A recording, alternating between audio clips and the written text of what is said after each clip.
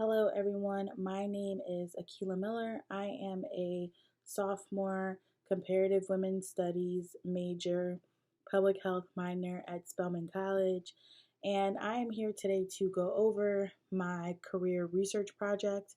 And I'm just going to scroll through my website and just go over kind of what I included and a little bit of my about my reflections and why.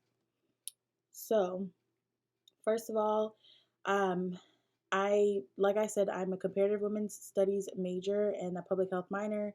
I majored in comparative women's studies because I want to pursue a career in public health, specifically in women's health, and I just thought that would be the best way to go. Um, so I want to start off with my interviews. I interviewed several people in the healthcare field, some of them at my job, and then my parent is a nurse practitioner, so I was able to use her for one of my interviews. She's a licensed nurse practitioner here in the state of Georgia.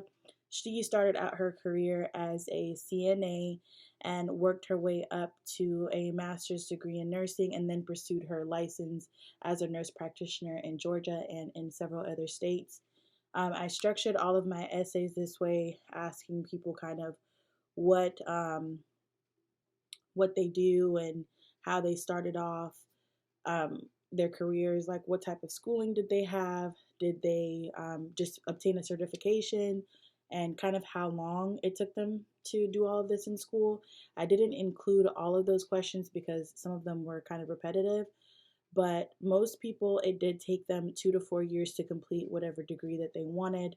Um, People like my mom who wanted to pursue something further in nursing, like being a nurse practitioner, it took her several years.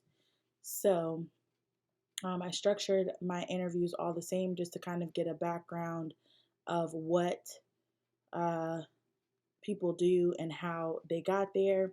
I did an interview with a nurse practitioner, a registered nurse, a physical therapist, and then someone that is the supervisor of patient access at a hospital. And patient access is just over the part of your visit when you go to a hospital. They verify your insurance, they help you like obtain estimates for procedures and things like that.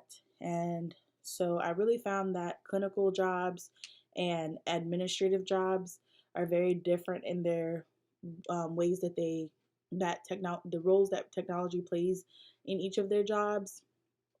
Clinical professionals like registered nurses, physical therapists, nurse practitioners, doctors, they rely way more on technology to the point where without it, they really couldn't do their job. Whereas someone in healthcare administration, like the patient access supervisor, if the power went out or if MRI machines weren't working, it really wouldn't affect their job or their day to day duties.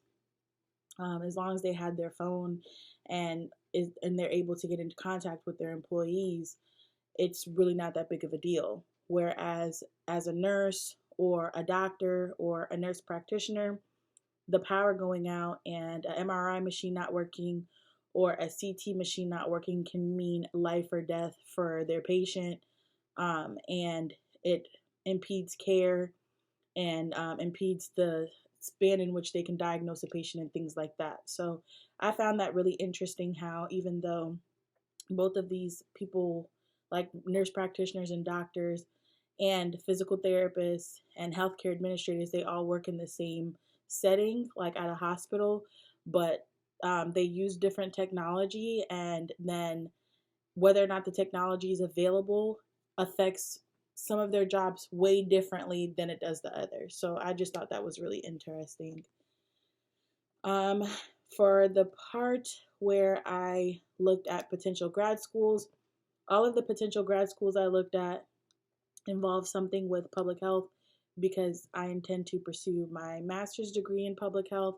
So I've only always pursued grad schools that offered the best public health programs because I know that's going to be a really important part of my journey and what I want to do.